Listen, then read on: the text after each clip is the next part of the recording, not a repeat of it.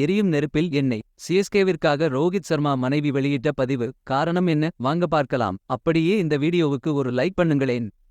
தற்பொழுது இந்திய கிரிக்கெட்டில் மிகப்பெரிய விவாத பொருளாக ஐபிஎல் தொடரின் மும்பை இந்தியன்ஸ் அணியின் கேப்டன் பொறுப்பில் இருந்து ரோஹித் சர்மாவை நீக்கி ஹர்திக் பாண்டியாவை கொண்டு வந்ததுதான் மிக பெரிய விஷயமாக மாறி இருக்கிறது.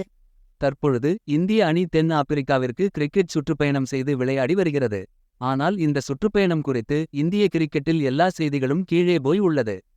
மும்பை இந்தியன்ஸ் கேப்டன் பொறுப்பில் ரோஹித் சர்மா நீக்கப்பட்ட செய்தி இந்திய கிரிக்கெட்டின் முக்கிய செய்தியாக தற்பொழுது மாறி இருக்கிறது. இதுவே விவாதமாகவும் மாறி சமூக வலைதளங்களில் தீயாய் எரிந்து கொண்டிருக்கிறது.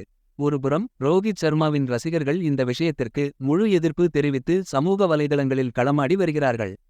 இன்னும் கொஞ்சம் மேலே போய் மும்பை இந்தியன்ஸ் ஜெர்சியை எரித்து வீடியோ வெளியிடுகிறார்கள்.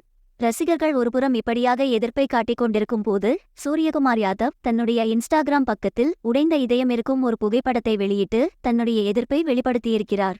இத்தோடு சேர்த்து சூரியகுமார் யாதவியின் மனைவி மக்களை எப்படி நடத்துகிறோம் என்கின்ற விதம் எப்பொழுதும் ஞாபகத்தில் இருக்கும் என்று ஒரு பதிவை இட்டு பின்பு அதை நீக்கியும் இருக்கிறார். மேலும் சிஎஸ்கே தாங்கள் எப்பொழுதும் ரோஹித் சர்மாவை உயர்வாக மதிப்பதாக ஒரு வீடியோவை வெளியிட்டு தங்களுடைய விளையாட்டு உணர்வை வெளிப்படுத்தியது. இப்படி தொடர்ச்சியாக ரோஹித் சர்மா கேப்டன் பொறுப்பிலிருந்து நீக்கப்பட்ட விவகாரம் பற்றி எரிய அதில் எண்ணெயை ஊற்றும் விதமாக ரோஹித் சர்மா மனைவி ரித்திகா அவர்கள் சிஎஸ்கே ரோஹித் சர்மாவுக்கு வெளியிட்ட பதிவில் மஞ்சள் நிற இதய குறியீட்டை கமெண்ட் செய்திருக்கிறார். இதன் காரணமாக ரோஹித் சர்மா மும்பை இந்தியன் அணி நிர்வாகத்தின் மீது அதிருப்தியில் இருப்பதாகவும் சூரியகுமார் மனைவி ரோஹித் சர்மா மனைவி வரை தங்களால் முடிந்த எதிர்வினைகளை செய்வதாகவும் ரசிகர்கள் தங்களுடைய யூகத்தின் பதிவுகளை பதிவு செய்து வருகிறார்கள். தற்பொழுது சமூக வலைதளம் இது குறித்து மிகவும் பரபரப்பாக மாறி இருக்கிறது. இதை பற்றி உங்கள் கருத்துக்களை தயவுசெய்து கமெண்டில் பதிவு செய்யுங்கள். நன்றி, வணக்கம்.